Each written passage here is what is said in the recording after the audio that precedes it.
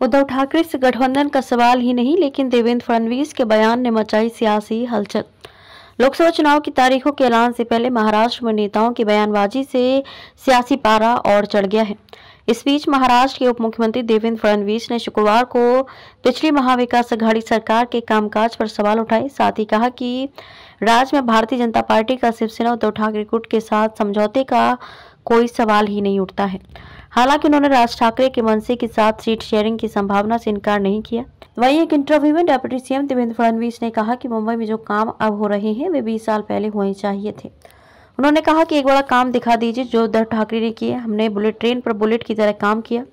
उद्धव ने रोका। पूर्व मुख्यमंत्री ने कहा कि बीजेपी शिंदे नीत शिवसेना राष्ट्रवादी कांग्रेस पार्टी गठबंधन के बीच राज्य के 80% सीटों के लिए सहमति बन गई है।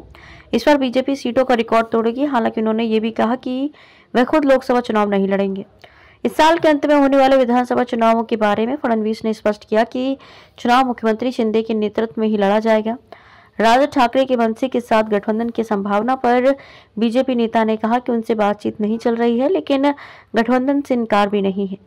उन्होंने कहा कि बीजेपी अभी सीएम की कुर्सी पर दावा नहीं करेगी, चुनाव के बाद हालात देखकर फैसला करेगी। उन्होंने कहा कि विपक्षी एमवीए गठबंधन से जो आना चाहे उनका स्वागत है। सिंधी सरकार के विकास कार्यों के बारे में डिप्टी सीएम ने कहा कि धारावी में 2011 के बाद बस ऐसे लोगों की भी सरकार घर देगी जो पात्र नहीं है। उन्होंने कहा कि रेस कोर्स की कुछ जमीन प्रदेश का सबसे बड़ा सेंट्रल ग्रीन पार्क बनेगा जो 300 एकड़ में होगा। मुंबई एमएमआर क्षेत्र में 375 किलोमीटर का मेट्रो नेटवर्क बन रहा है।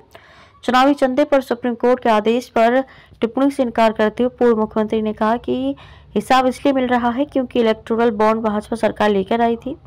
भाजपा की कोशिश चुनाव में काला धन रोकने की थी। फडणवीस ने कहा कि बीजेपी ईडी नहीं, काम के भरोसे राजनीति करती है। गरीब जानता है कि पीएम मोदी ही उनका भला कर सकते हैं। महाराष्ट्र में मोदी 360 डिग्री का ब्रांड है। राज्य के हर तबके पर पीएम मोदी का असर है। उन्होंने दावा किया कि महाराष्ट्र में इस बार 40 का रिकॉर्ड टूटेगा। चुनावी गणित नहीं, चुनावी केमिस्ट्री काम करेगी और सारे चुनावी पंडित इस बार गलत साबित होंगे।